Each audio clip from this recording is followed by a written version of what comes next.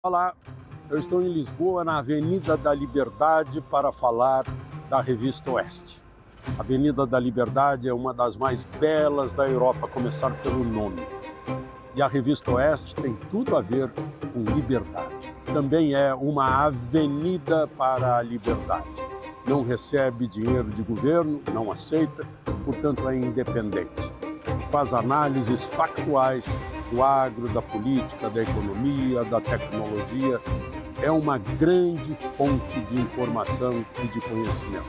Por isso, eu estou convidando você a agora clicar aí embaixo e assinar a Revista Oeste.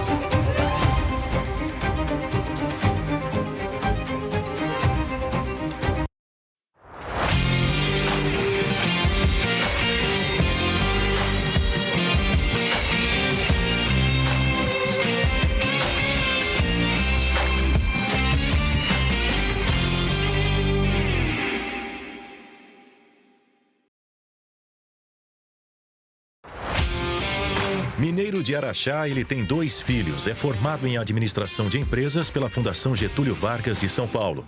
Em 1991, assumiu o controle da rede de lojas fundada pelo bisavô. Esteve à frente dos negócios da família por mais de 2 décadas. Filiou-se ao Partido Novo e decidiu entrar para a política. Em 2018, disputou um cargo público pela primeira vez. Foi eleito governador de Minas Gerais com mais de 70% dos votos. A carreira de sucesso na iniciativa privada o ajudou a reverter parte do endividamento do Estado. Enfrentou as tragédias de Mariana e Brumadinho. Em 2022, foi reeleito pelos mineiros, o que faz com que seu nome seja lembrado como um dos pré-candidatos à presidência da República. Para falar sobre as finanças de Minas Gerais, analisar o cenário político nacional, entre outros assuntos, o Arena Oeste desta quinta-feira recebe o governador Romeu Zema.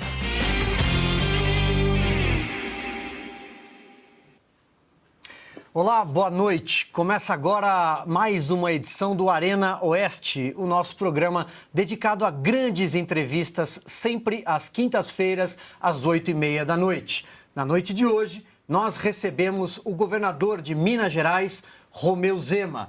Compõe a bancada de entrevistadores Branca Nunes, diretora de redação da Revista Oeste, Denise Campos de Toledo, comentarista da TV Gazeta, Fábio Zanini, editor do Painel da Folha de São Paulo, e Carlo Cauti, colunista de Oeste e professor do IBMEC. Governador, mais uma vez, muito obrigado por ter aceitado o nosso convite. Seja muito bem-vindo. Eu começo com a seguinte pergunta. Muita gente fala, principalmente em ano eleitoral, que Minas Gerais é um retrato do Brasil. Tem uma porção norte mais pobre, dependente de programas sociais, um endividamento há muito tempo e uma porção sul mais rica. Qual é o estado que o senhor vai entregar no final do ano que vem, depois de 8 anos à frente do governo? Primeiro, boa noite, Silvio. Boa noite para quem está aqui nos acompanhando. É um prazer estar com vocês. Agradeço muito o convite. Bom, Silvio, eu vou entregar um estado totalmente diferente daquele que eu recebi em 2019. Eu recebi um estado arruinado, arrasado, destruído pelo PT. Tem que ficar muito claro. Um estado que não tinha data para pagar a folha de pagamento, que parcelava o 13º em 10 vezes, que não fazia os repasses constitucionais para os municípios, ICMS, IPVA, Fundeb, Saúde. Nós tivemos em Minas, Silvio, prefeitos que renunciaram, prefeitos que adoeceram e até que suicidaram, quando o PT estava dirigindo o Estado. E o pior, uma desconsideração total com o mineiro. Não tinha medicamento na rede pública hospitalar. A merenda escolar era uma água com um pouquinho de arroz. Para você ter ideia, o último ano do PT ele investiu na merenda escolar 19 milhões no ano. Eu estou investindo quase 500 milhões no ano, para você ver a diferença disso. E olha que é um partido que tem o discurso do social. Eu falo que é só o discurso, porque o resultado é totalmente ruim para as pessoas. E um partido que eu diria até criminoso, que uma das coisas que eles fizeram lá, que eu herdei, que eu tive de solucionar, foi o envio do nome de 240 mil aposentados, pensionistas, funcionários públicos para o SPC Serasa, porque descontaram do salário, descontaram da aposentadoria aquilo que era para pagar para o banco e se apropriaram disso. E o nome deles sujo. E vou passar para o meu sucessor um Estado com as contas em dia e o cemitério de obras inacabadas que eu recebi, que tudo quanto é obra no Estado, eles paralisaram, foram incapazes até de cercar, tudo vandalizado, depredado, e eu vou entregar um canteiro de obras em andamento também. Então, o meu sucessor vai inaugurar as maiores obras das últimas décadas no Estado. E com um detalhe importante, essas obras já têm o recurso definido, reservado, carimbado para conclusão. Então, qualquer que seja a temperatura e pressão, tanto no Brasil quanto em Minas Gerais, essas obras serão entregues. Então, um Estado que estava de joelho, arruinado, nós vamos entregar um Estado muito diferente. Mas foi uma tarefa dura. Eu tive, no início da minha gestão, de tomar medidas duras que ainda estão em vigor e eu faço questão de dar o exemplo. Eu falei, um Estado quebrado não pode ter um governador morando num palácio. Um Estado quebrado não pode ter um governador que só desloca de helicóptero. Em vez de morar no palácio, aluguei uma casa perto do local de trabalho, que eu pago o aluguel, em vez de ter 32 empregadas, garçons, governantas, jardineiros, eu tenho uma empregada que eu também pago e, em vez de ir de helicóptero para o trabalho, eu vou de carro. Em 15, 20 minutos estou no meu local. E exijo mesmo da minha equipe. Então, quer fazer economia? Em vez de falar muito, comece atuando. E o resultado está aí. O déficit, que era 11 bi em 2018, o ano passado foi um superávit de 5 bi. E não tem mistério, não. É você querer fazer, né? É não ficar dando emprego para a companheirada. Nós enxugamos a máquina pública entre governo, autarquias e estatais, mais de 50 mil cargos desnecessários. E todos os indicadores melhoraram. É você colocar ferramentas de gestão e não ficar fazendo politicagem. Muito bem. Nessa primeira rodada a gente tem uma ordem. Eu vou abrir aqui com a Branca Nunes, depois a Denise, Fábio Zanini, Carlo Cauti e depois ficamos aqui numa arena aberta, governador, inclusive para réplicas e tréplicas. Branca. Boa noite, governador. O senhor intensificou as críticas ao governo federal, a Lula, nos últimos tempos. Isso coincidiu com a contratação do marqueteiro do Renato Pereira. Eu gostaria de saber se essa mudança já é uma estratégia do senhor pensando em 2026. Bom, Branca, como eu acabei de dizer, eu tenho todos os motivos, né, para criticar o PT. Agora eu vou além. Em 2015, 2016, eu era presidente de uma empresa. Essa empresa tinha 7.500 funcionários. Devido à recessão provocada pelo PT, naqueles 2 anos, eu tive de demitir 2.500 funcionários. Foram os piores anos meus no setor privado, esses anos de 2015 e 2016. E um detalhe. Naqueles 2 anos, Branca, só o Brasil estava em recessão.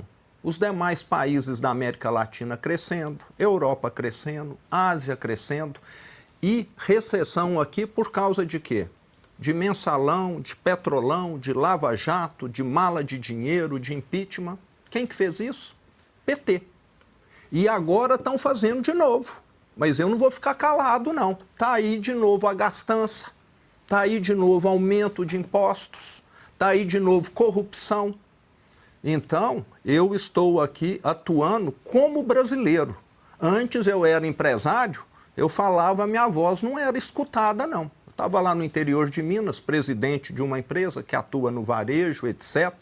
Mas hoje, como governador, eu continuo crítico. Então, não ficarei calado com essas barbaridades que estão acontecendo aqui no Brasil, provocadas pelo partido que destruiu o meu estado. E um detalhe importante, eu vi o meu estado ser destruído. Quem não está em Minas não viu. Eu tenho funcionários espalhados em todas as regiões de Minas e vi a calamidade que foi. E a gente na loja chorando, falando, eu não vou conseguir pagar a prestação esse mês, porque eu sou aposentada, mas sempre paguei em dia aqui, tirava todos os carnezinhos que tinha comprado e falava, porque eu sou aposentada do Estado e esse governador do PT não me paga. Então é muita indignação, sabe? Então foi por isso que eu tenho aumentado a tom, que eu estou vendo a repetição.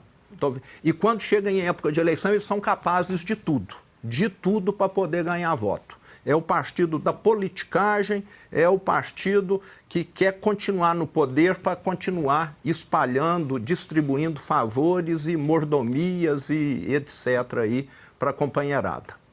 Pergunta da Denise Campos de Toledo. Governador, boa noite. E eu queria voltar a falar sobre as finanças do Estado. Minas Gerais tem uma das maiores dívidas estaduais junto à União e agora tem a dívida da ordem de 165 bilhões.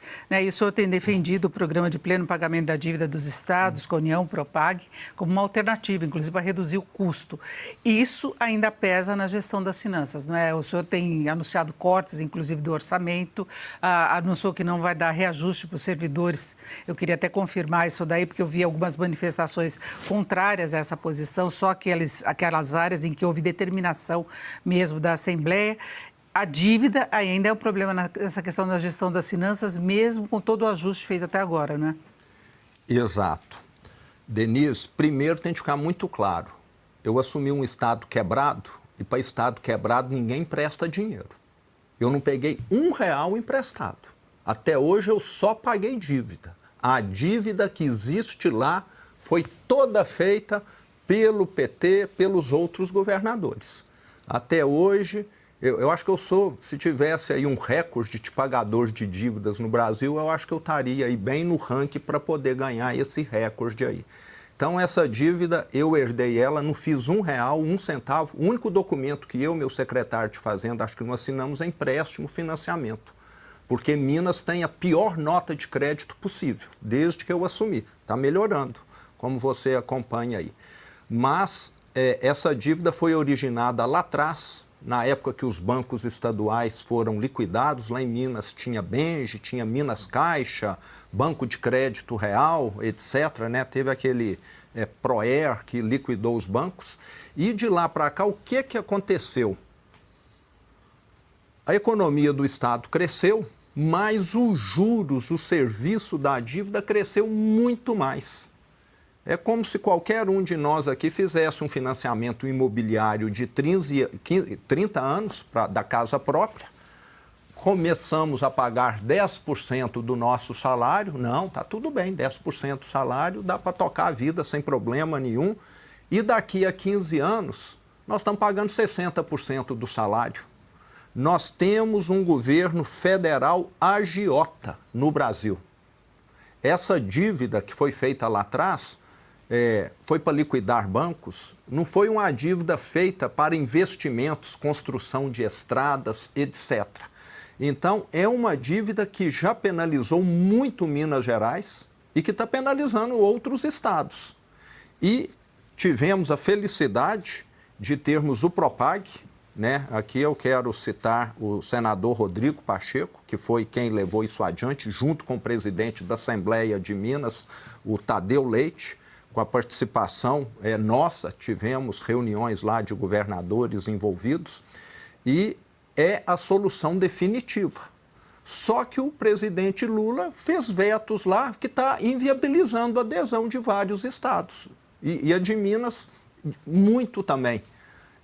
Os vetos que ele fez é praticamente falar assim, é um Propag, entre aspas, meio que de mentirinha.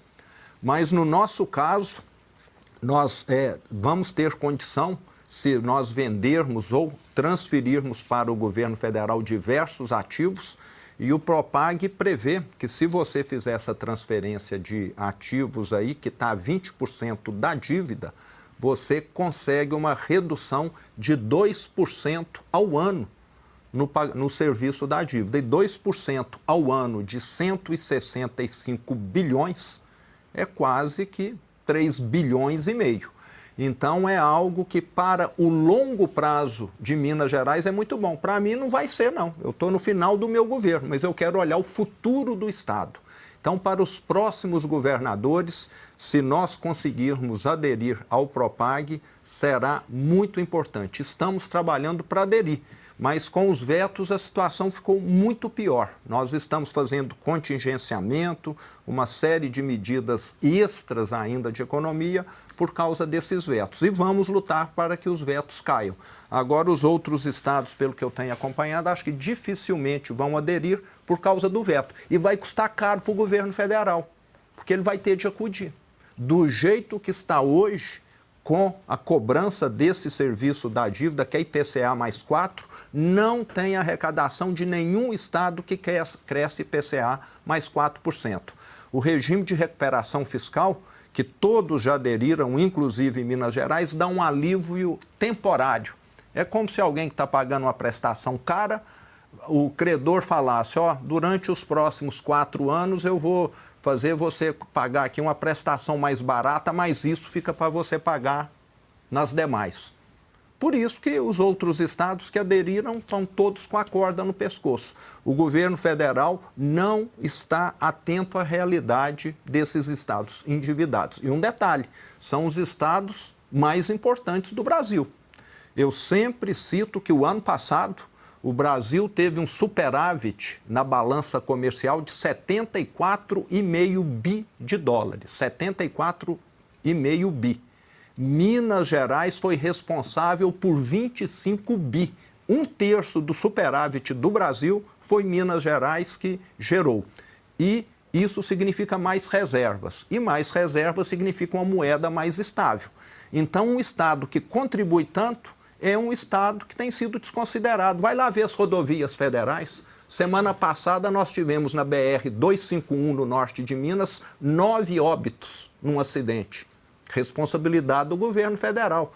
Na virada do ano tivemos, na 116, 29 óbitos, 28, não me lembro bem, em Teófilo Otoni. Mais de 20 eu me recordo. Foi, mais de 20. Foi um dos piores acidentes rodoviários do Brasil.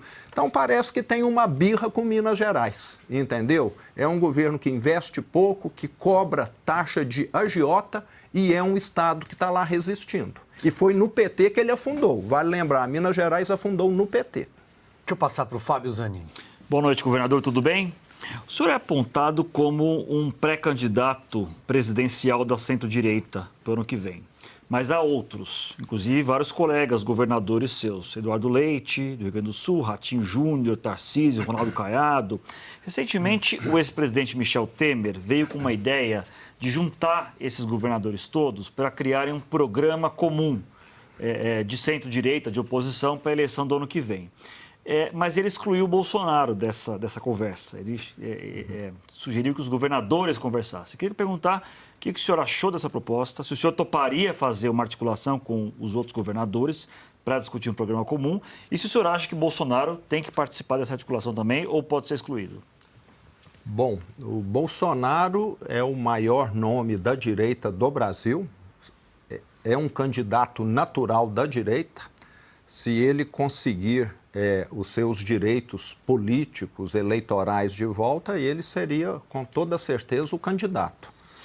Mas eu vejo com muito bons olhos esse movimento crescente da direita, que só tem ganhado vulto, na minha opinião, pelo que eu acompanho. Agora vai caber aos líderes partidários conduzir essa questão. Eu estou lá governando Minas Gerais, nunca fui político na minha vida, ainda não me considero político. Acho que a minha conversa aqui é de um inconformado, né? Acho que até pelo tom. Eu sou governador de Minas porque eu sou um inconformado mesmo, e acho que tinha muito mineiro inconformado. E eu vou estar, Zanini, participando muito desse movimento da direita no ano que vem. E nós mostramos que em Minas Gerais foi possível fazer a mudança. Meu governo não tem escândalo. Meu governo... Minas Gerais tem 300 mil funcionários. Sabe quantos parentes eu tenho? 0. Nenhum. Sabe quantos como que fala? Indicados lá, protegidos, que eu coloquei? 0 também. Eram 21 secretarias, nós reduzimos para 14. Todos os secretários passaram por um processo seletivo. Inclusive, contratamos o que eles chamam aí no mercado de headhunter, né, para poder levar os melhores nomes. Então, eu quero ajudar o Brasil. Eu quero estar contribuindo com esse movimento de direita. Vai ser uma eleição importantíssima, o ano de 2026 para o Brasil. E nós precisamos tirar o PT. Está dando para ver aí, inclusive com esse aumento do IOF aí de hoje, que nós estamos na contramão da história mesmo. Então, estarei com a direita aí trabalhando muito. Então, para fechar essa primeira rodada, o Carlo Cauti, e depois, como eu disse, a gente fica aberto. Quem quiser fazer perguntas e, inclusive, réplicas, fiquem à vontade. Cauti. Obrigado, Silvio. Boa noite, governador. Obrigado por estar conosco. Governador, o senhor disse que o PT é capaz de tudo para ganhar votos, que destruíram o seu estado, mas, ao mesmo tempo, o PT hoje governa o Brasil, o senhor é o governador de Minas Gerais, e governou 2 anos e meio com Lula presidente, ainda tem 1 ano e meio para governar com ele. Qual é o seu relacionamento hoje com o presidente Lula e como que o senhor acha que vai ser no ano que vem? O senhor espera alguma pegadinha, algum boicote, alguma armadilha no ano que vem para eventualmente minar uma sua eventual candidatura? Eu percebo que, inclusive, já existe, né, alguma coisa nesse sentido aí. Percebe-se, né? É difícil de provar, né? Mas você vê várias dificuldades, etc., essas próprias BRs que estão em Minas Gerais, né, com mal conservadas, com muitos acidentes, indicam claramente isso. Teve um evento recentemente que eu iria participar, um investimento que o Estado atraiu.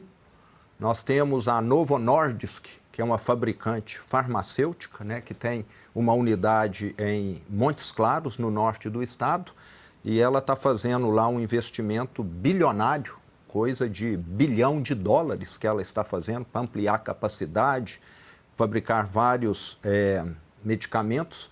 E o Invest Minas, o meu governo, é que fez todas as tratativas para poder trazer esse investimento, mas na hora de anunciar, o governo federal falou que iria lá. E foram, e tomamos conhecimento antes que eles tinham pego todo o pessoal vermelho para estar presente lá para me vaiar, entendeu?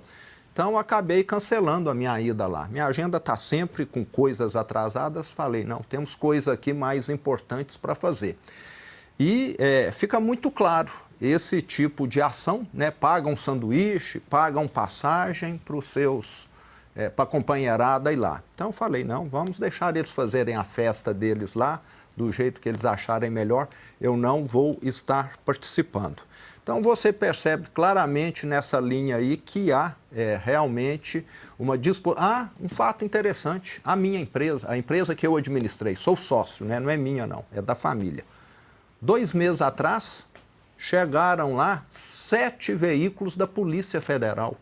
Nunca na história da empresa, que tem mais de 100 anos, teve uma fiscalização desse jeito. Chegou lá Ministério do Trabalho, acompanhado de 7 viaturas da Polícia Federal. Isso foi quando? Me desculpe interromper. Isso foi agora em fevereiro. Então, no governo do Lula. Isso, exatamente, agora em fevereiro. Chegaram lá para fazer conferências. Agora precisava... Mas o senhor tem elementos para dizer que foi uma perseguição política, é isso? Que é uma Eu deixo para vocês concluírem aqui. Em 102 anos, a empresa tem 102 anos.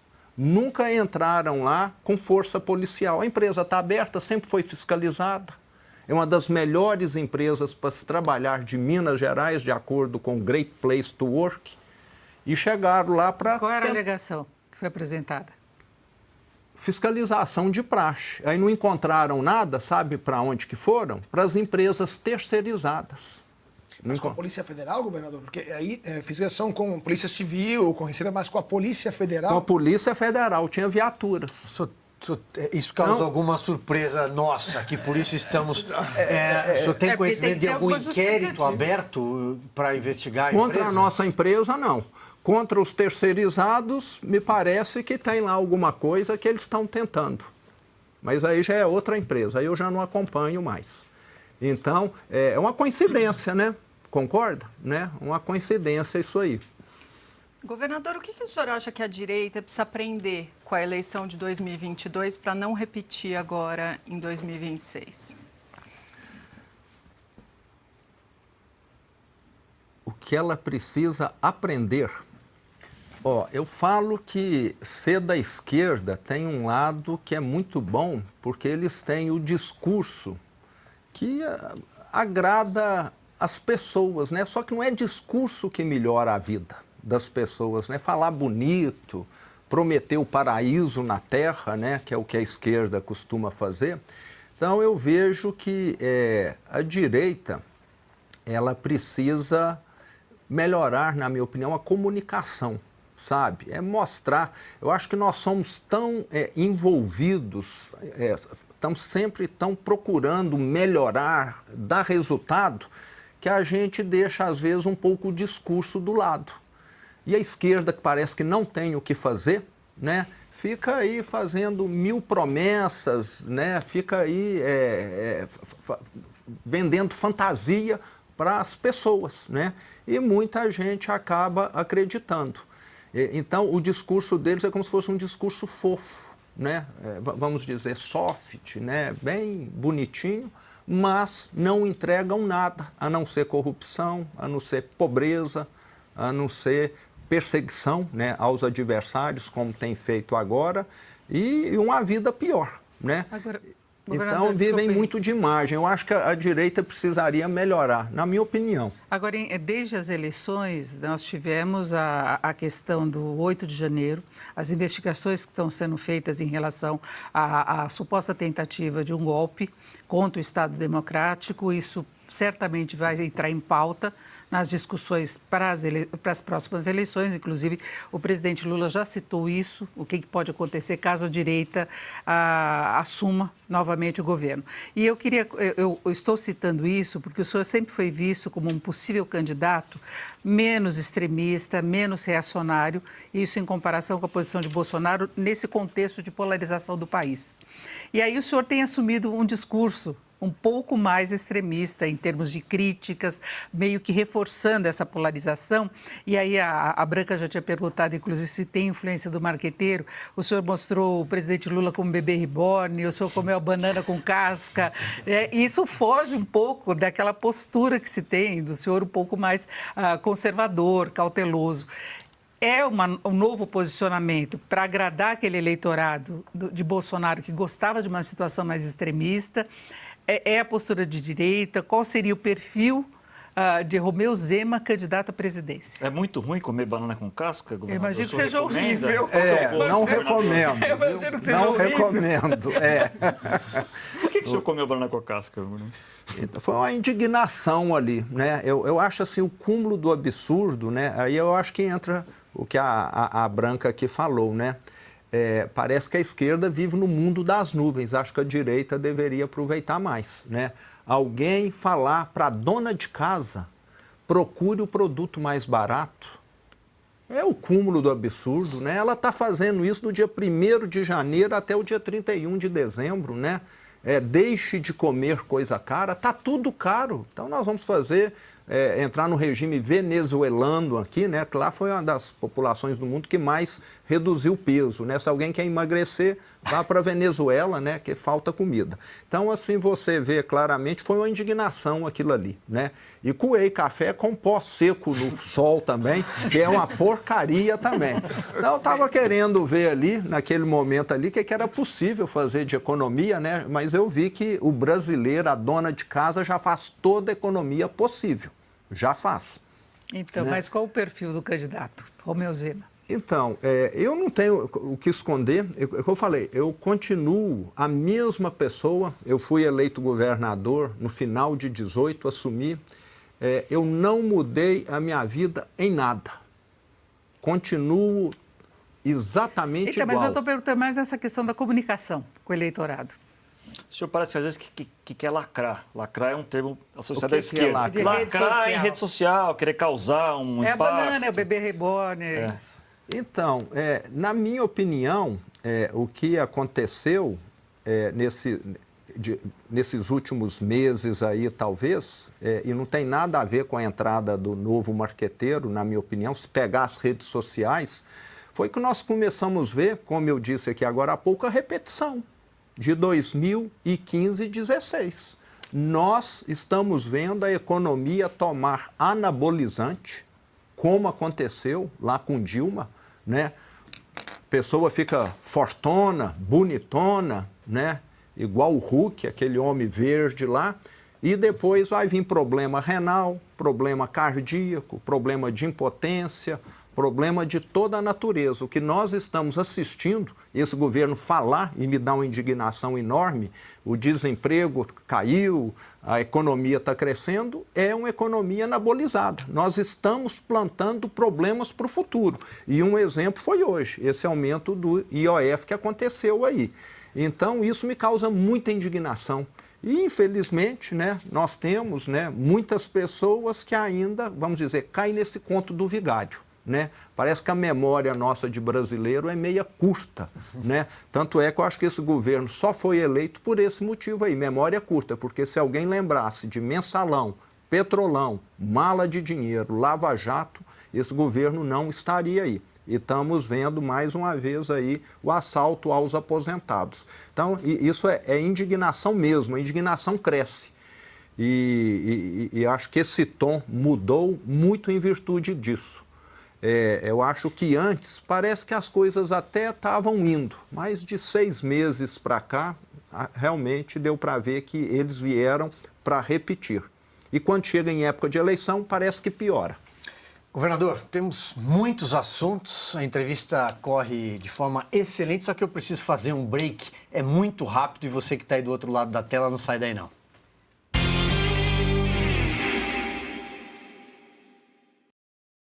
O Brasil, que faz a economia acontecer, está em Oeste Negócios. Que o nosso futuro está relacionado a isso aqui que nós estamos falando. Produto que está sendo polido e arrumado ele durante 50 anos. A gente sabe como fazer as coisas darem certo nesse país. Por que eu estou dizendo que isso é tão importante para o Brasil? Empresários, empreendedores, executivos de empresas compartilham suas experiências de investir e crescer no Brasil. O Brasil é um dos poucos lugares do mundo em que se pode crescer 2 dígitos ao ano. Há demanda, há recursos e tem muito talento. É difícil às vezes? É, mas tem muita gente que faz e acontece. Toda segunda-feira, às 8h30 da noite, nos canais da Revista Oeste, tem Oeste Negócios. Comigo, Adalberto Piotto, meus convidados e você. E aí, confuso com o noticiário? Estressado com os acontecimentos da semana? Seus problemas acabaram. No Outra Coisa, nós defendemos o indefensável com muito mais charme que a concorrência. Venha encontrar Guilherme Fiuza, Nívia Calmar, Pedro Almeida e convidados no Sabadão Sem Lei da Oeste. Começa às 8 da noite. Acaba? Sei lá quando acaba. Acaba tarde. Vem!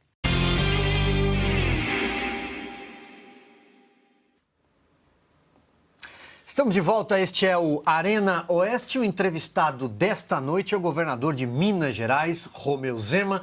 Governador, queria abrir esse bloco com uma pergunta. Agora à tarde, passando pelas redes sociais, eu vi um vídeo do senhor, já que foram citados aqui alguns vídeos nas redes sociais, falando sobre segurança pública. Eu até anotei, o senhor disse que o Estado brasileiro decidiu não combater a criminalidade e que isso é um defeito do sistema. Estava ali usando uma camiseta escrito polícia e justiça. Eu queria saber o que o senhor pensa sobre o combate efetivo a facções criminosas que só crescem no Brasil. Infelizmente, elas se espraiaram para vários estados, principalmente as 2 grandes facções criminosas, o PCC, presente em 25 unidades da federação, o Comando Vermelho, que é mais antigo, também mas é um problema real do Brasil. Muita gente diz que o Brasil está prestes a se tornar um narco-estado, que o PCC é uma multinacional do crime com características de máfia. O que o senhor pensa sobre combater a criminalidade, que é também uma questão, e aí finalizo, que de alguma forma opõe direita e esquerda, né, a segurança pública? Exato, Silvio. Um dos pontos, Silvio, que tem contribuído muito para Minas Gerais atrair investimentos, gerar empregos, nós temos conseguido fazer isso bem acima da média Brasil, é a questão da segurança pública. Todo empresário, todo investidor quer colocar a sua empresa, o seu centro de distribuição, etc., num local onde o crime organizado não atua. Nós temos em Minas Gerais uma polícia respeitada, que vai completar agora 250 anos, que entra em todas as vias públicas de todas as cidades do estado. Lá nós não temos, graças a Deus, né, um crime organizado dominando ruas, bairros, etc. Mas estamos muito preocupados com essa questão do crescimento dessas organizações criminosas. E, infelizmente, o governo PT não está sabendo lidar com essa questão, né? Parece que até gostam, né, de enaltecer... Como lidar, governador? Essa é a pergunta. Qual é o seu plano? Qual é linha dura? Isso, como eu disse, se divide, Minas, né, direita e esquerda. Lá em Minas, eu determinei, invadir propriedade privada é crime, é o que está na lei. Falei, nós vamos seguir. Agora nós temos um governo lá em Brasília que incentiva a invasão de propriedade privada, desobedecendo a Constituição, então fica muito difícil. E agora vem com uma história da PEC da segurança que ela vai resolver. Não é a PEC da segurança que vai resolver, o que vai resolver é colocar o bandido atrás das grades. Eu estive com o comandante da nossa Polícia Militar a semana passada, ele me mostrou lá um prontuário de uma pessoa de Belo Horizonte com 88 passagens. A maioria, furto, roubo de celulares. Ele está solto. Ele deve estar roubando pela 89ª vez hoje, vai ser detido um dia e vai ser solto. Nas audiências de custódia? Nas audiências de custódia. E na audiência de custódia, Branca, a primeira pergunta que existe é a seguinte: você sofreu alguma agressão da polícia? E tem gente que fala, me deu um empurrão.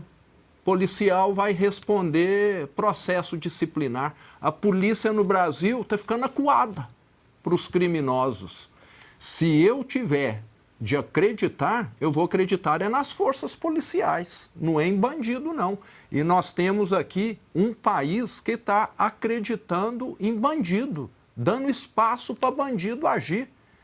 Eu sou favorável a colocar essas facções, esse crime organizado, equivalente a organizações terroristas são. Eles são concorrentes do Estado, impedem o acesso a bairros, a ruas, fazem extorsão da população, cobrando por internet, por água, por eletricidade, são contra o Estado. Querem tomar conta. Minas sai um pouco fora desse roteiro do crime organizado, não necessariamente por uma ação efetiva, mas aí por interesses mesmo em relação ao crime organizado, ao estados de origem, inclusive. Não há necessidade de uma coordenação geral dos vários entes, do governo federal, dos estados, para combater o crime organizado? Porque Minas está nessa situação um pouco mais tranquila. E em relação à audiência de custódia, também haveria necessidade de mudança da legislação. Sim. Não depende de uma decisão do governo federal, são juízes que tomam essa decisão. Não é? Então, o senhor não acha que a PEC da segurança, se bem discutida lá no Congresso, ela não pode abrir espaço para o país enfrentar essa criminalidade? Nós, estados do Sul, do Sudeste, o COSUD, né, que nós criamos lá em 2019, já compartilham informação. Nós temos, o estado de Minas, operação conjunta com a Polícia de São Paulo, com a Polícia de Goiás. Nós temos feito muito isso. Unificar as informações ajuda. Agora, nós vamos ter informação unificada e o criminoso vai para a audiência de custódia e vai continuar solto. Para que vai valer informação unificada? O senhor acha que a proposta do Ratinho e do Ratinho Júnior, não o apresentador, e o Ronaldo Caiado, de estadualizar as leis criminais, ou seja, cada estado poderia ter o seu código penal, digamos assim, e aplicar penas de prisão da sua maneira e não uma lei nacional. Você acha que isso funcionaria? Eu sou favorável, sim, dar mais autonomia aos estados. Na hora que você tem diversidade, você tem como comparar. Por que isso aqui está funcionando melhor? Aqui no Brasil quer fazer tudo homogeneizado de Brasília, né? Como se Brasília... E um problema da PEC. A PEC está tratando doentes diferentes com o mesmo remédio. Nós temos criminalidade muito diferentes dependendo do estado. Eles estão querendo dar o mesmo remédio para todo mundo. Não sei se tem remédio tão milagroso assim no mundo. E eu sou favorável a ter essa diversidade. E hoje, vamos dizer, nós temos uma... Por que nós temos estados com índices de violência tão discrepantes? Muitas vezes está ligado ao partido que governa o estado. Olha, os partidos do PT é onde a criminalidade é maior. É onde tem conivência com o criminoso. É onde o crime organizado está mais infiltrado no estado. E falando em criminalidade, nas próximas semanas eu vou com o meu secretário de Segurança a El Salvador para conhecer, né, o programa de combate ao crime talvez mais bem sucedido da história da humanidade. A criminalidade em El Salvador caiu 98% em 4 anos. Com uma medida muito simples, bandido preso e não bandido na rua. Só para deixar claro, porque essa informação eu não tinha ouvido ainda, governador. Então o senhor vai a El Salvador copiar, ou não sei, o modelo do Bukele, é isso? E de alguma forma tentar implantá-lo em Minas Gerais nesse tempo que ainda resta de governo? Ou o senhor já está pensando num plano, inclusive... Isso tem cara de plano de governo para a presidência, né? Então, a legislação penal é tratada hoje a nível nacional. Né? Mas eu quero ir lá, dá para trazer alguma coisa para o estado de Minas, com certeza, mas quem deveria ir, na minha opinião, é quem é presidente, para ver um dos casos de sucesso mais bem executados do mundo. 98, é um país da América Central hoje com níveis de homicídio inferior aos países europeus. Era um dos mais violentos, saiu do mais violento para o menos violento, ação do Estado. Governador, falando em plano de governo, vamos supor que o senhor se candidate em 2026 e ganhe a eleição para presidente. O senhor acha que no seu governo seria necessário uma terapia de choque para a economia, como Javier Milei fez na Argentina? Ou o senhor, como mineiro de um estado onde a tradição política é mais conciliadora, é mais de negociador, acha que deveria ser algo articulado com o Congresso e mais gradual? Qual seria o jeito Zema de governar caso ganhasse a eleição em 26? Eu acredito muito em evolução. Durante a minha vida profissional, eu fiquei 30 anos, né, à frente do negócio. Saímos de 4 para 470 lojas, abri uma a uma, entendeu? Foi uma a uma. Eu acredito em melhorias constantes. É assim que você melhora seu condicionamento físico, é assim que você... paga dívidas, né? A não ser que alguém ganhe na loteria, né? Então, eu acredito, é o que nós temos feito em Minas Gerais. Agora, nós precisamos, né, de 3 pontos fundamentais no Brasil. Primeiro, acabar com a gastança. Isso é fundamental. Nós temos um governo hoje que não tem a mínima preocupação com os resultados da economia. E está aí hoje mais um aumento de imposto.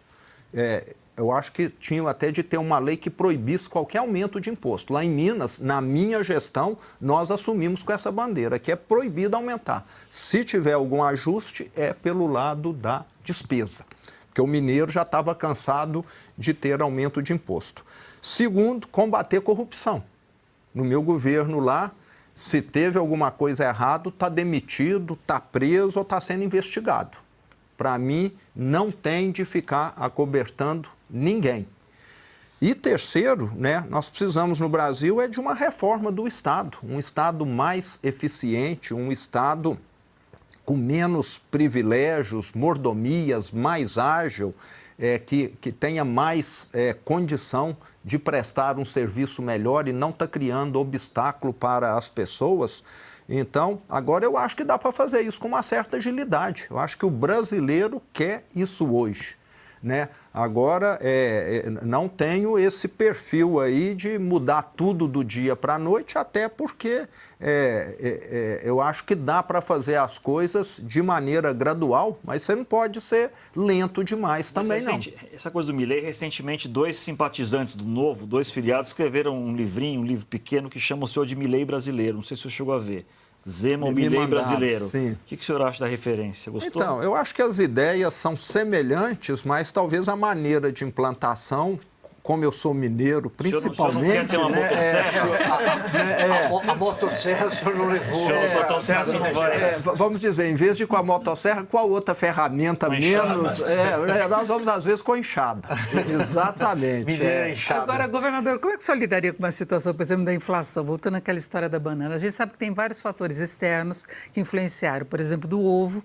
Teve a questão da gripe aviária, agora se fala que as exportações aumentaram muito para os Estados Unidos. Aí é um posicionamento até dos produtores. A questão do café, tem fator climático pesando, aumentou em todo lugar. O azeite também ficou caro por causa disso. Nós tivemos as condições climáticas comprometendo a oferta de produtos aqui no país. Aliás, é uma questão que está colocada. Eu queria saber até quais seriam os seus planos na área ambiental. Agora, como enfrentar uma inflação desse tipo? Que vem de fatores climáticos, vem de condições externas. O senhor acha que o governo deve subsidiar, pode interferir diretamente? Porque aí ele também receberia críticas. Sim. Denise, concordo com o que você falou. Nós tivemos produtos, que subiram devido a condições climáticas, questões de infestação na criação. Até no exterior, né? No exterior. Agora, aqui no Brasil, nós temos de ponderar que o aumento foi generalizado. Não foi só pontual. Se alguém falasse só o café subiu, só o ovo subiu, tudo bem. Mas quem acompanha a dona de casa sabe, e eu sei também que eu faço lá algumas compras, estou sempre vendo os preços, nós tivemos aumento generalizado. Alguns produtos se destacaram muito, como você disse. E nós sabemos que inflação é gerada por governo federal, quando gasta mais do que arrecada. E se nós tivéssemos aqui uma maior disciplina com gasto, eu tenho certeza que a inflação estaria num patamar muito menor hoje, mas muito menor mesmo. Como eu disse aqui, na minha gestão lá em Minas, nós reduzimos o quadro em 50 mil. Minas Gerais é 10% do Brasil. Imagine só um governo federal com 500 mil a menos de cargo. Que economia que seria? Quantas estradas daria para melhorar? Quantos hospitais iriam operar melhor? Quantas universidades federais estariam mais bem equipadas? Mas parece que é uma visão de distribuir cargo. Eu que nunca fui da política e agora estou, eu fico às vezes indignado, inconformado, como eu já disse aqui, de ver como algumas coisas funcionam, que eu nunca tinha tido acesso, Você cria cargos, funções, ministérios para poder acomodar interesses políticos. Agora, quem está pagando por isso? As pessoas e principalmente os pobres. Tanto é que lá na minha gestão eram 21 secretarias, nós temos hoje 14. É o estado com o menor número de secretarias do Brasil, apesar de ser o segundo mais populoso. Então, eu tenho uma visão de querer servir. Eu venho do varejo, lembrando, eu sempre tive de tratar bem a clientela da empresa que eu administrei. Então, naturalmente, eu faço isso. Tudo que eu faço lá, e eu peço para os meus secretários, o que isso está melhorando a vida do mineiro. Agora, tem hora que você vê que tem gente lá que só está pensando o que meu grupo vai ganhar com isso. Aí você tem uma distorção enorme da função do Estado. O Estado é para servir, para dar saúde, para dar educação, para dar segurança. Então, nós temos um desvirtuamento muito grande no Brasil. Governador, pensando, o senhor falou agora, melhorar a vida dos mineiros. Quando nós divulgamos a entrevista com o senhor, uma leitora nossa aqui de Oeste, a Mariana, enviou uma pergunta que eu gostaria de repassar. Que ela disse que como que foram pensados os pedágios nas estradas de Minas Gerais? Porque, por exemplo, ela deu aqui um exemplo. Entre Pouso Alegre e Santa Rita do Sapucaí, se paga R$ 9,00 e são 30 quilômetros de distância, mais ou menos. E entre Pouso Alegre e São Paulo, os mesmos R$ 9,00 para você andar os 200 quilômetros, e tem gente que faz esse trajeto diariamente. Então, como eu sei que os pedágios também é uma questão dos mineiros com o seu governo, eu queria saber como que isso foi pensado. Bom, primeiro eu quero mencionar que todos os pedágios que nós temos em Minas Gerais, que foram fruto de concessões realizadas no meu governo, têm como padrão o que se cobra em todos os demais estados do Brasil.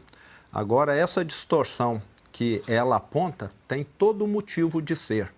É porque a rodovia que liga São Paulo a Belo Horizonte, a qual ela se refere, a Fernão Dias, né, ela foi concedida no governo Dilma, governo PT. É uma concessão problemática devido ao pedágio muito pequeno.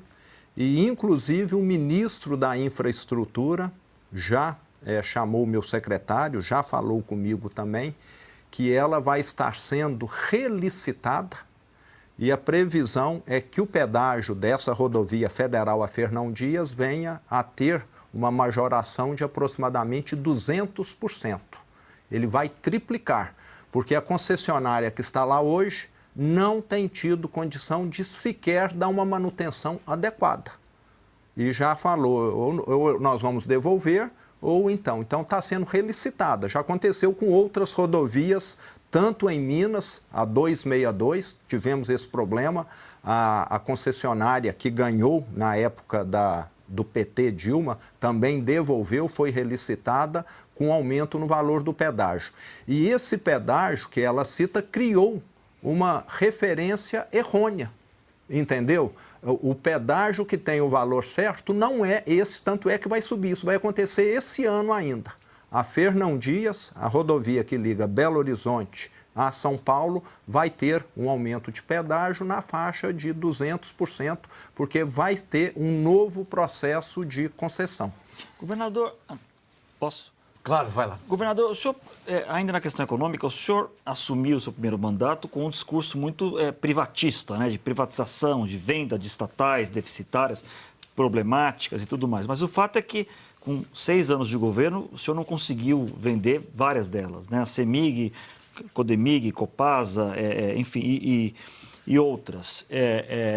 Por que isso aconteceu? Por que o senhor não conseguiu cumprir essa expectativa? É problema de articulação política na Assembleia, por exemplo, que o senhor sempre teve dificuldade na Assembleia Legislativa, né, de formar maiorias. Por que o senhor não foi capaz de articular essas privatizações? Bom, Zanini, o plano era e continua sendo esse, né? Realmente há resistência política a essas privatizações dessas empresas, mas eu quero salientar aqui o seguinte: nós vendemos dezenas de subsidiárias que algumas dessas empresas tinham. A CEMIG tinha participação na Light, tinha participação naquele parque eólico Renova, no sul da Bahia, tinha participação em Belo Monte, tinha participação em Santo Antônio e dezenas de outras empresas aí. Vendemos tudo. O que aconteceu com o valor da CEMIG? Quase triplicou na Bolsa de Valores. A CEMIG dava um resultado pífio, hoje está tendo os maiores lucros, EBITDA, indicadores de segurança, os melhores da história da empresa. E vamos caminhar agora esse ano no sentido de transformá-la, e quem sabe até a Copasa também, numa corporation.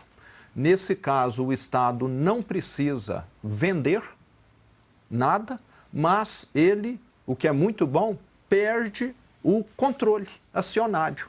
Então, ela deixa de agir em nome da politicagem como já agiu no passado. Então, aquilo que nós queremos é isso, é que essas empresas sirvam o mineiro e não que essas empresas fiquem sendo utilizadas, como já foram, para plano de poder pessoal de algum governador. A CEMIG, nesses investimentos que ela fez, que eu citei, Light, Belo Monte, Renova, Santo Antônio, ela teve um prejuízo contábil de 14 bilhões de reais. A Light está em recuperação judicial, a Renova a mesma coisa, e a CEMIG colocou bilhões em negócios ruins. Por quê? Porque alguns políticos devem ter tido alguma vantagem com isso lá atrás. E eu assumi uma CEMIG sucateada. A CEMIG, em 70 anos, tinha feito 400 subestações. Na minha gestão, nós vamos entregar 200, já fizemos 140. Nós temos em Minas Gerais, até hoje, já reduziu 90%, empresa que ainda move o seu parque fabril lá usando gerador a diesel, porque a CEMIG não entrega energia em quantidade suficiente. E uma das maiores áreas que nós atraímos investimento em Minas Gerais foi energia fotovoltaica. Nós colocamos dentro de Minas, até o momento, na minha gestão, o equivalente praticamente a uma Itaipu de energia fotovoltaica. Ninguém vê isso porque são milhares de usinas fotovoltaicas, mais de 90 bilhões de investimentos só nessa área. Sabe por que isso não caminhava lá no passado? Porque quem queria construir uma usina de energia fotovoltaica em Minas só conseguia se fosse amigo do rei. Só. E aí, Silvio, depois que ele conseguia uma carta patente, vamos dizer assim, né, para construir uma usina fotovoltaica, adivinha se ele ia construir? Sabe o que ele ia fazer? Saía aí, eu tenho uma carta aqui para construir uma usina fotovoltaica. Quanto você me paga? 5 milhões eu te vendo. Entendeu? Funcionava desse jeito. A fila andava? Não andava. Quando eu entrei, primeira coisa que eu falei com o presidente da CEMIG, que foi selecionado por Red Hunter também, que era o mapa de Minas com todas as áreas onde é possível construir uma usina fotovoltaica. E 90 bi de investimento. E um detalhe importante, sabe o que aconteceu com os reservatórios que estavam baixos? Três Marias, Furnas, Nova Ponte, etc. Todos recuperaram o nível de água, porque a energia fotovoltaica acaba suprindo parte do fornecimento. Então, continua o plano, com a adesão ao Propag, o governo federal muito provavelmente só vai aceitar se for corporation, até porque ele precisa ficar livre desses mecanismos de tag-alone, etc., que algum minoritário pode exigir. E se antes ela for transformada em corporation, inclusive a participação que o Estado tem lá valoriza. O Estado hoje tem 17% da CEMIG. Na hora que essa CEMIG for uma corporation, esses 17% vão subir de valor a 1 bilhão a mais, 2 bilhões a mais, que é o que nós queremos. Então, agora, o plano continua. O senhor acha que isso vai ser aprovado pela Assembleia? Seria de que forma o processo? Porque é um processo demorado, não é? E entraria, está na lista a CEMIG e também a Copasa. Sim, e a Codemig também. E a universidade também está, né? Também, isso. Nós colocamos imóveis também. Mas é federalização, privatização, como é que se pode agilizar isso daí para conseguir viabilizar a redução dos juros da dívida? Então, nós temos aí 2 caminhos a seguir. Nós estamos deixando tudo preparado. Agora, a lei do Propag fala, cabe ao governo federal aceitar ou não os ativos. Então, nós vamos dar um cardápio grande, nós precisamos quitar lá, para termos direito à redução dos juros, cerca de 35 bilhões, mas nós queremos mandar mais, porque se o governo federal falar não, nós temos a opção de fornecer outro ativo para ficarmos superior a essa marca que precisa ser atingida.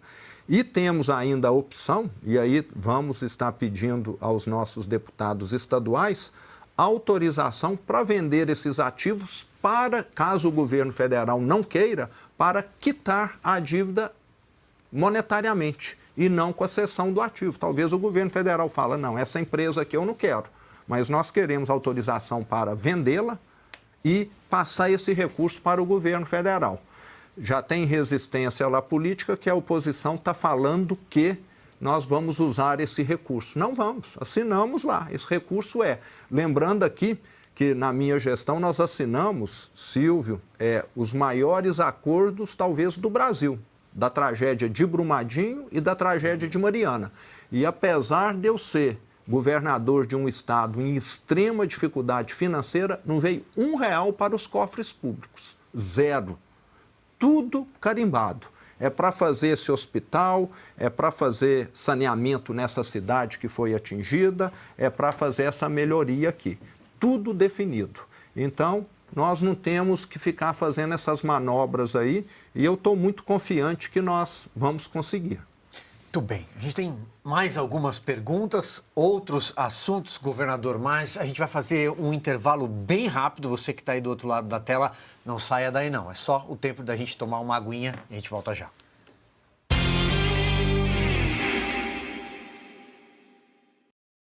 Olá, eu estou em Lisboa, na Avenida da Liberdade, para falar da Revista Oeste. A Avenida da Liberdade é uma das mais belas da Europa, a começar pelo nome.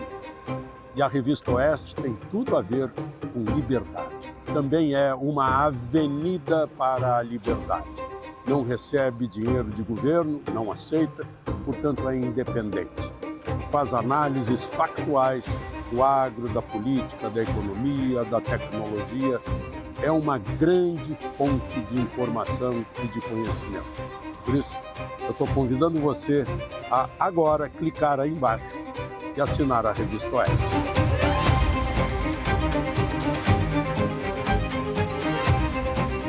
E aí, confuso com o noticiário? Estressado com os acontecimentos da semana? Seus problemas acabaram. No Outra Coisa, nós defendemos o indefensável com muito mais charme que a concorrência.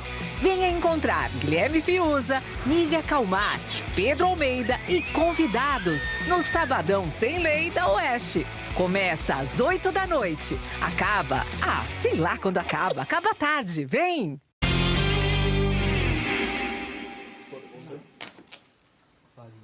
Estamos de volta para o terceiro bloco do Arena Oeste. O entrevistado de hoje é o governador de Minas Gerais, Romeu Zema. Governador, eu acompanhando aqui as suas respostas, para mim, aliás, já está muito claro para o brasileiro que o senhor é um liberal, defende o liberalismo e a liberdade econômica, o senhor é antipetista, também já ficou claro, inclusive para quem não sabia acompanhando a nossa transmissão. O senhor é um conservador? Isso é uma pergunta cara para a direita brasileira, para o eleitor brasileiro. Sou, Silvio. E aí tem, para você, para a Denise que me perguntou agora mesmo, né, mais um motivo para mim não apreciar o PT. Né? Primeiro, eu sou contra o aborto. Para mim, o que está na legislação está adequado. Eu sou totalmente contrário a você envolver crianças, né, numa idade ainda pequena, em questões de assuntos sobre sexualidade. Acho que isso depende de cada um no momento certo. Tem gente que é mais cedo, tem gente que é mais tarde. Não é função do Estado isso. Você está envolvendo. Valorizo muito a família. Fico extremamente contrariado com todo esse movimento que a esquerda faz, meio que no sentido de ofender os cristãos. Né? Eu sou tolerante, né?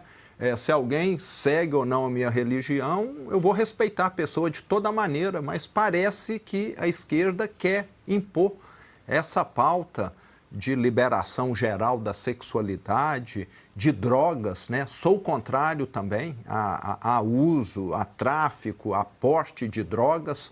Então, eu sou meio da ala, vamos dizer, tradicional conservadora nessa questão aí. O mineiro do interior, eu acho que não teria como ser muito diferente. Deixar a arena aberta, então, aqui. Vamos correndo aqui o nosso terceiro bloco. Vamos voltar à possível candidatura. Eu sinto aí um discurso de um futuro candidato mesmo à presidência. E aí eu queria saber como é que fica a posição em relação ao seu partido. Né? O Christopher Laguna, que é presidente do Novo lá em Minas, disse que o senhor vai ser candidato tendo ou não o apoio de Bolsonaro. Ele defende isso, ele fala de uma reformulação do Novo, de uma forma geral, que o senhor seria candidato. E aí nós temos os outros governadores, né? Caiado tenta convencer os demais, dizendo que ele seria contra a reeleição, que ele só gostaria de ganhar uma vez, formar uma chapa para conseguir isso. Qual que seria o caminho Bolsonaro não sendo candidato. Como se daria essa negociação? O senhor acha que devem sair vários candidatos de direita e mais à frente, num segundo turno, unir forças? Como é que seria a sua proposta? Denise, na minha campanha de 2018, né, que foi uma campanha totalmente diferente, eu comecei a minha campanha com vários candidatos que, à medida que o tempo avançou, os partidos mudaram eles para outra posição, tiraram eles da corrida. Então, tudo isso vai ser definido no momento adequado pelos presidentes de partido aí.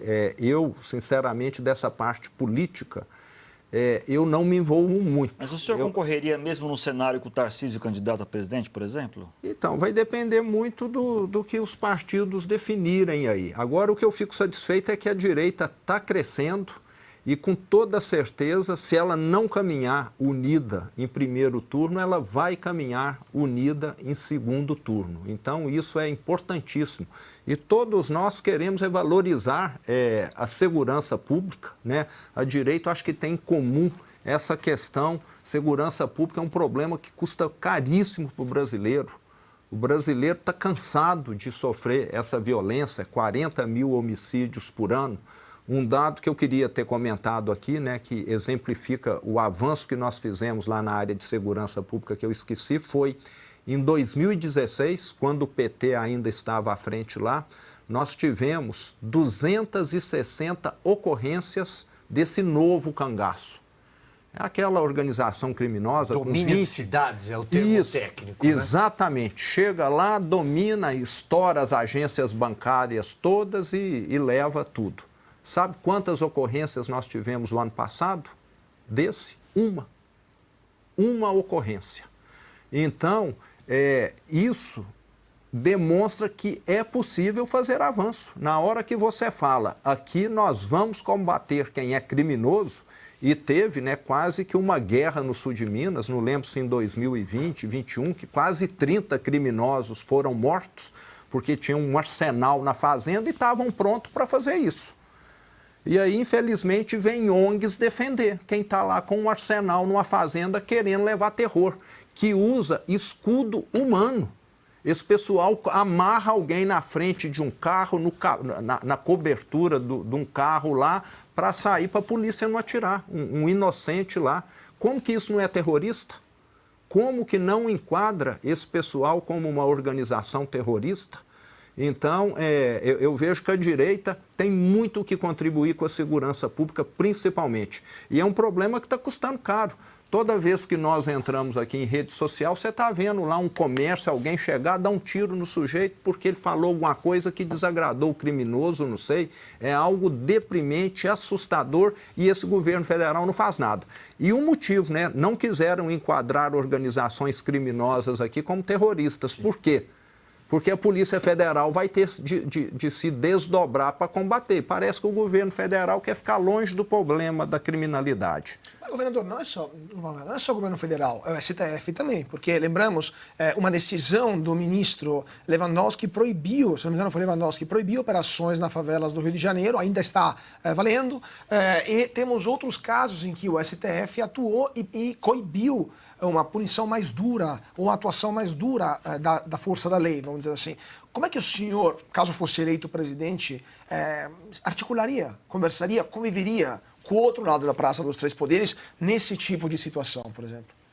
Eu acho que é algo que tem de mudar, né? Eu acho que o Congresso pode participar muito. Eu estou torcendo muito para uma renovação grande, para um avanço da direita, tanto na Câmara dos Deputados quanto no Senado, para que nós venhamos a ter leis que não caiba outra interpretação, né? E aqui no Brasil nós temos tido, né, essa questão do judiciário muitas vezes está legislando, né? Então é algo que precisa ser combatido. E fica muito claro aí os interesses, né, ocultos, né? Filho de não sei quem que presta serviço para a organização tal que tem interesse. Tudo isso, aqui no Brasil, parece que a questão da suspeição até caiu por terra também, não é? Um juiz, um magistrado ser considerado suspeito, né? Nós estamos falando do ministro Alexandre de Moraes, é isso? Não sei. Não. Eu acho que temos dar nome aos bois, não? Eu acho que tem vários aí. Há um caso aí, de suspeição, né? Talvez o mais emblemático, que é o do ministro Alexandre de Moraes. Então, desculpe eu interrompê-lo aqui, mas eu quero pegar esse ensejo. Como é que o senhor vê o papel do Supremo Tribunal Federal? O senhor já disse do ponto de vista de avançar sobre prerrogativas do Legislativo, mas como é que o senhor vê, por exemplo, a questão da condução dos inquéritos? São vários, tem o do 8 de janeiro, que já citamos aqui, mas são vários inquéritos abertos e todos eles têm um mesmo espectro político no banco dos réus ou investigado, que é o espectro político da direita. Como é que o senhor vê hoje o papel do Supremo Tribunal Federal? Então, eu vejo como um tribunal extremamente politizado, né, que tem priorizado julgamentos ligados à política, e nós temos tanta coisa importante no Brasil para ser julgada que está aí aguardando há anos. Tragédia de Mariana. Tragédia de Mariana aconteceu em 2015. O ano passado, 9 anos depois, é que nós assinamos um acordo. Sabe o que aconteceu nesses 9 anos para os atingidos da tragédia de Mariana? Nada. Nada. E isso acho que era para o Supremo entrar.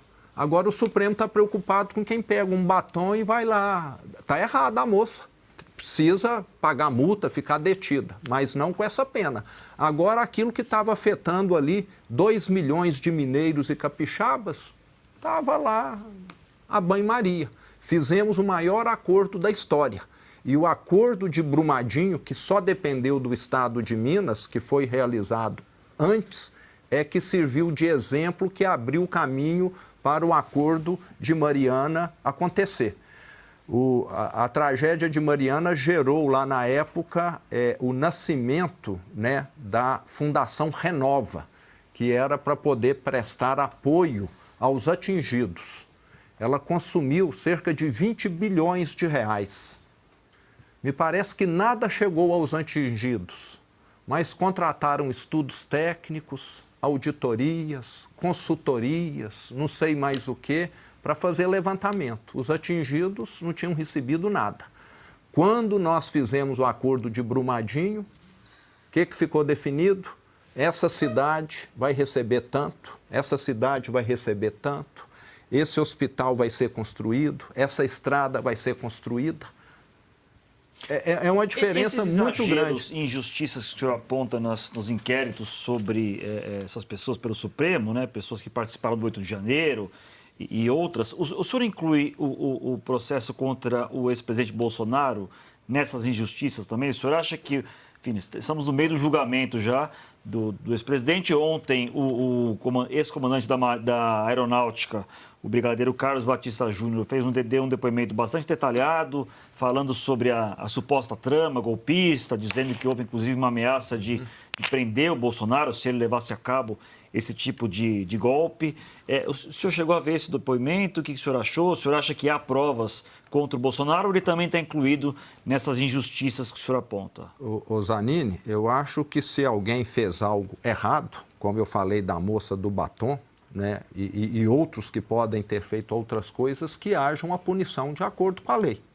Depois de amplo direito de defesa, não sou nenhum jurista, né, para poder estar opinando sobre esses processos. Inclusive, é um tema que eu vejo a manchete, não aprofundo, que não dá para estar lendo, me atualizando de tudo, e o Estado me demanda muito trabalho.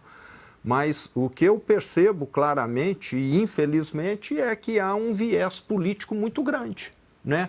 Nós temos hoje, parece um governo federal que, em vez de querer administrar um país, está querendo muito mais querer perseguir adversários políticos. Estão tomando tempo, esforço e deixando a população desguarnecida de segurança pública, como eu falei aqui, né? Estão preocupados com os adversários políticos. Então é muito ruim você ver a justiça caminhando nessa linha, o poder executivo caminhando nessa linha. E o Congresso, governador? Desculpa, pode. E o Congresso nessa relação, inclusive pensando na possibilidade do senhor ser presidente? A gente sabe da força que o Congresso ganhou nos últimos tempos com relação às emendas partidárias. Quando se tem a aprovação do orçamento, tem um aumento dessas emendas. Recentemente, tem que ser encaminhado também pelo Senado, aumento do número de deputados. O senhor falou que abriu mão de todas as mordomias que poderia ter pelo cargo de governador e a gente vê o custo que isso pode representar e toda a estrutura. Então, é aquela questão de todos os poderes se unirem para conseguir reduzir. Tem os supersalários, o Judiciário também tem todos os benefícios, o Congresso também tem, e um Congresso que não está aprovando quase nada neste ano. Ele atrasou a aprovação de orçamento por causa de briga, por causa de emendas. Como é que o senhor lidaria com essa situação e como é que o senhor hoje avalia isso como governador? Então, realmente, eu vejo que nós temos um Congresso que poderia estar contribuindo muito mais, né? No próprio Senado há um movimento da direita para mudar a regra com relação à nomeação, a mandato, né, de magistrados no Supremo, né? Precisamos avançar numa modernização do judiciário no Brasil. Por que um policial militar, um policial civil, qualquer pessoa do executivo, até um parlamentar, pode ter o seu mandato cassado ou ser demitido e um magistrado não? Será que é uma categoria de ser humano especial, né? Nós temos magistrados assassinos, que só são afastados do cargo, continuam recebendo. Magistrados corruptos, é uma minoria, tem que deixar muito claro. Isso, para mim, parece que ele não é brasileiro, porque o brasileiro tem um tratamento perante a lei, e eles estão tendo um outro tratamento. Então, carece de uma modernização, né? Essa questão de diversas carreiras no Estado, e eu vejo que o parlamento poderia ser o grande protagonista. E o que aconteceu agora, essa questão de aumentar o número de deputados, na minha opinião, é a pior sinalização possível. Deveria ter redução, na minha opinião, porque o que nós precisamos hoje é de menos estados, menos Estado, né? E lá em Minas o que nós fizemos foi emagrecer o Estado para fortalecer o mineiro. Isso aí está claríssimo. Eu acho que a minha aprovação hoje é uma aprovação acima da média, muito por esse motivo aí. Então, nós estamos vendo o contrário. E é o que a esquerda, o PT quer e é o que tem levado o Brasil na direção errada. Governador, eu gostaria de voltar rapidamente ao 8 de janeiro, porque e a 2026, porque caso o senhor seja eleito, o senhor daria alguma espécie de indulto a esses presos ou lutaria por uma anistia? Porque o senhor, falando especificamente da Débora, que foi a moça do batom, o senhor falou que ela deveria sim ser detida, embora não por tanto tempo. O senhor acha que alguém, né, que pintou uma estátua com batom, daquela confusão, algo que foi lavado e saiu da estátua rapidamente, mesmo assim ela deveria passar um tempo presa? Sim, eu acho que todo pichador deveria. Nós teríamos muito menos pichação no Brasil. Né? Não, é que não foi com picho, só para... tá certo, foi com batom, né? Que é mais fácil de revolver do que um spray, né? Então, eu sou favorável à aplicação da lei. Agora, aqui no Brasil, acho que eu nunca vi um pichador ser detido, né?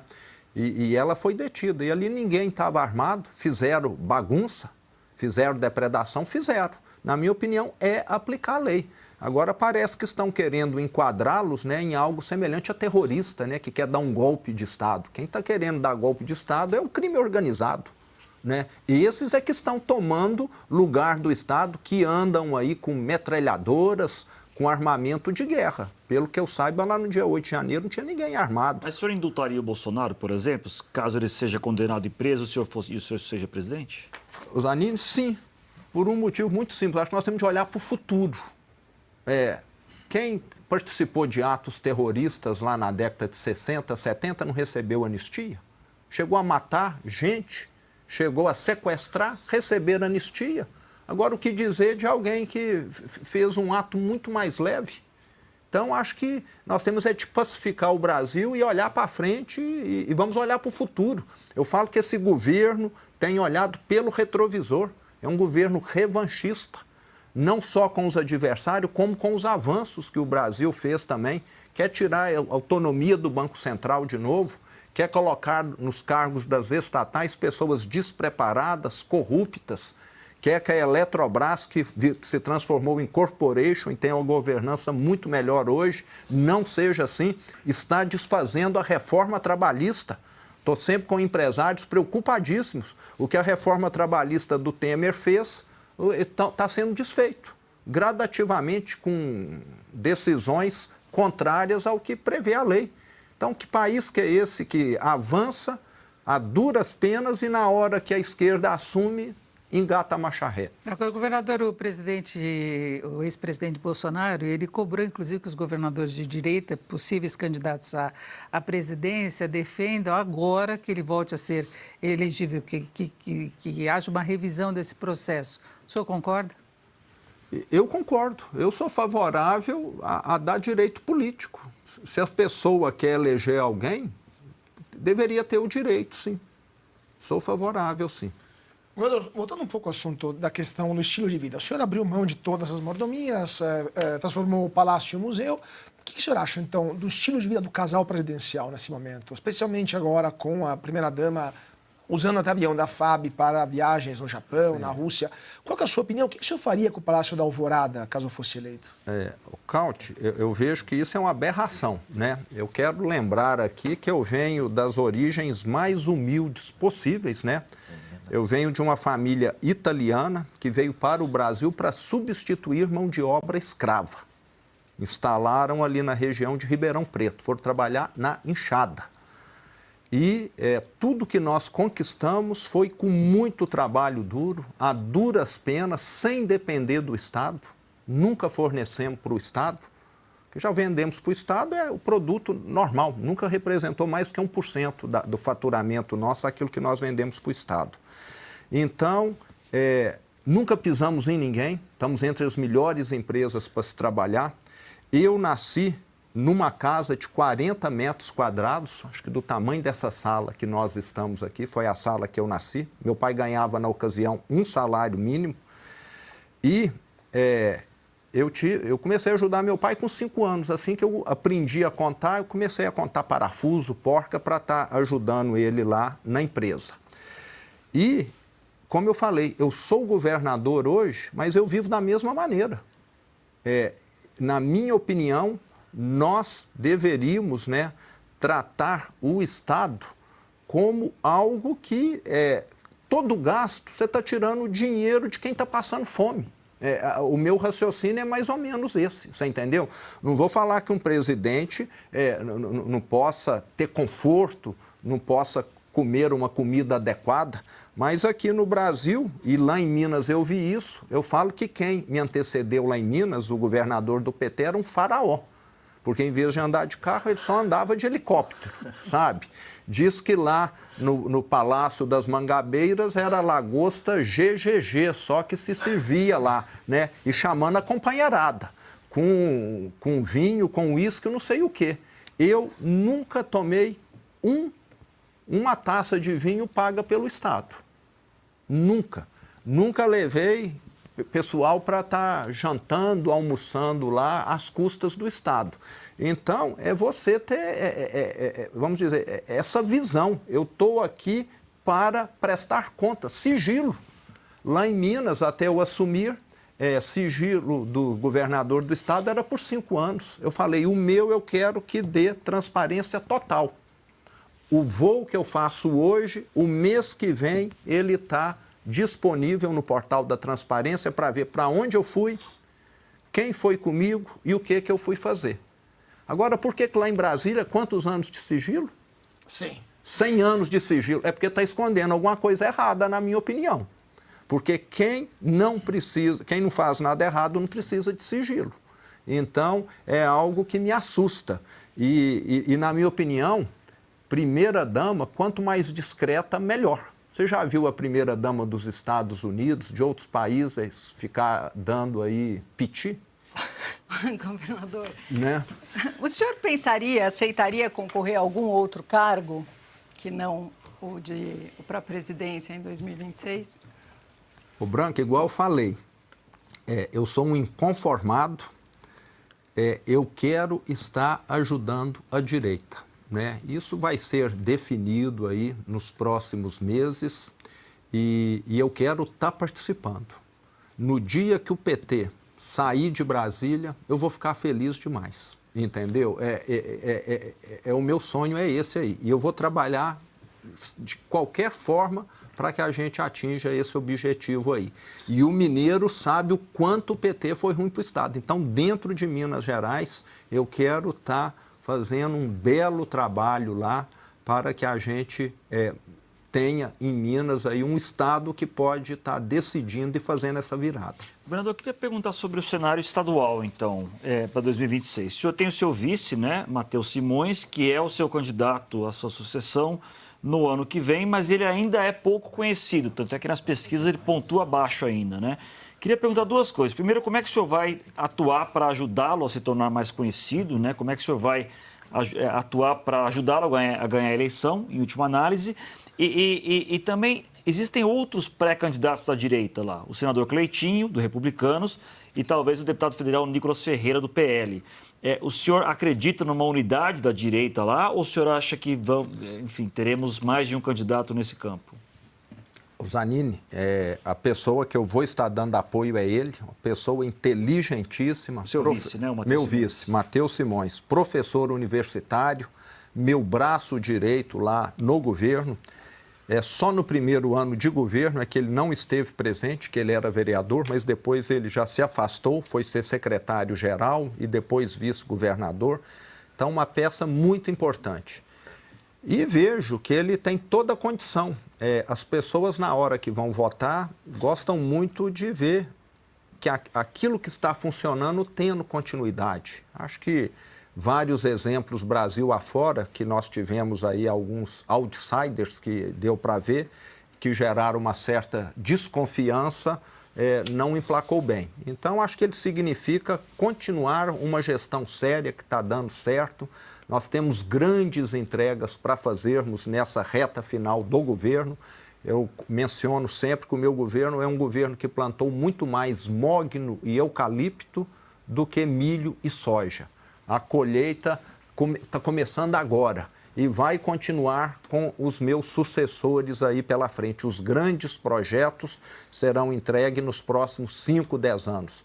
Nós temos projetos lá que outros estados têm se inspirado, como Trilhas de Futuro, que é talvez o programa técnico profissional mais diferente que nós temos no Brasil. Já formamos 90 mil jovens em escolas particulares. Porque quando se fala o Estado vai oferecer curso técnico, se pensa em contratar professor, em construir escola. Nós damos o recurso para a pessoa fazer com auxílio alimentação e com auxílio transporte. E esses cursos são feitos sob medida, de acordo com a necessidade de cada cidade. Ouro Preto, o que é o forte lá? É turismo. Então, são cursos direcionados a turismo. Aonde é mineração, é técnico de mineração, aonde é não sei o quê. E cursos que estão sujeitos a mudar de acordo com a situação do mercado de trabalho local. E o Matheus Simões hoje foi quem me ajudou a fazer a maioria desses projetos aí, e nós estamos vendo essas entregas fazerem a avaliação da nossa gestão ser vista ainda de forma mais positiva. E os outros candidatos da direita?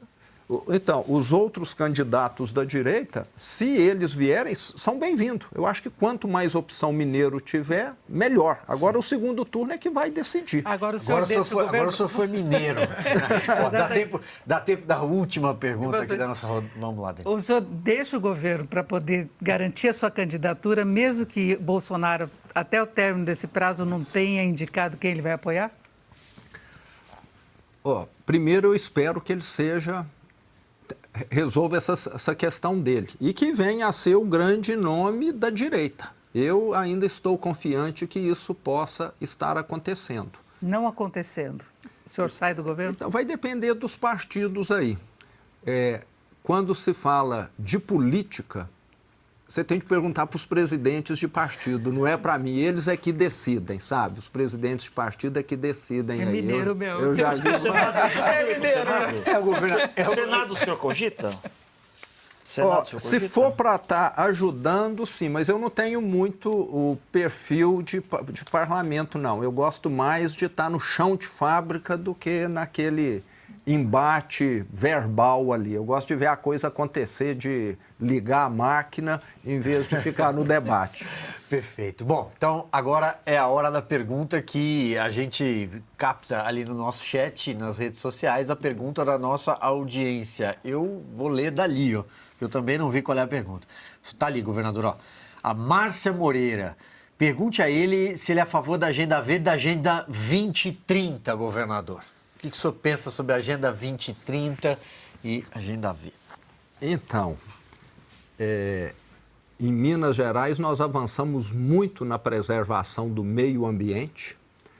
Hoje, 99% dos cafeicultores de Minas Gerais têm o selo verde, uma certificação que a nossa Secretaria de Agricultura e a UFMG criaram, atestando que a produção de café dessas propriedades é obtida sem desmatamento.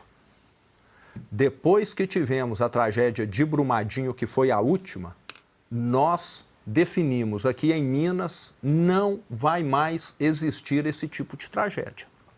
E hoje, nós, Estado, através da Secretaria do Meio Ambiente, temos acompanhado a descaracterização, descomissionamento, que é o nome técnico, das mais de 50 barragens que ofereciam algum tipo de risco. Porque nós tivemos Mariana, Brumadinho e já tinha tido outras antes. Então, eu tenho dito, eu quero ser o último governador que enfrentou esse tipo de tragédia em Minas Gerais. E temos muita medida de recuperação de área degradada, boa parte dos recursos da tragédia de Mariana e também de Brumadinho é para recomposição do meio ambiente. E nós temos casos em Belo Horizonte que eu falo que a mineração, que o pós-mineração, aliás, pode deixar a natureza tão boa ou até melhor do que antes. Uma das áreas que pouca gente sabe que foi uma mineradora no passado é o Museu do Inhotim. Lá, há 40 anos, era uma mineração. Quem vai lá hoje, eu acho que está mais bonito do que a natureza intocada ali Belíssimo, do lado. Aliás. Então, eu acho que dá para conciliar desenvolvimento econômico com preservação ambiental. E lá em Minas, nós temos isso. Fomos o primeiro estado a assinar o Race to Zero, que é aquele compromisso de zerar a emissão de gases estufa até 2050. E o bom é que a iniciativa privada, FIENG, a Federação das Indústrias, FAENG, aderiram. A sociedade civil está junto nesse trabalho de preservação, reduzindo as emissões ano a ano. Então, dá para conciliar, sim, e temos exemplos de países como Austrália, Canadá, onde o desenvolvimento econômico ocorreu com a preservação concomitantemente. Muito bem, quero agradecer aqui a Branca Nunes, Denise Campos de Toledo, Fábio Zanini, Carlos Cauti e, sobretudo, ao governador de Minas Gerais, Romeu Zema, pela excelente entrevista e por ter aceitado o nosso convite. Muito obrigado, governador. Eu é que agradeço, foi um prazer estar aqui com vocês. Muito sucesso aí ao Arena Oeste, que ele continue levando essas opiniões para todo brasileiro que tanto precisam escutar o que está sendo feito aqui, né? Um programa que não depende de verba de nenhum governo, que pode falar o que bem quer. Então, é isso que nós precisamos aqui, liberdade de expressão. Muito obrigado a você pela sua audiência, muito obrigado pela companhia. Quinta-feira que vem, às 8h30, a gente reabre a Arena para mais uma grande entrevista. Até lá.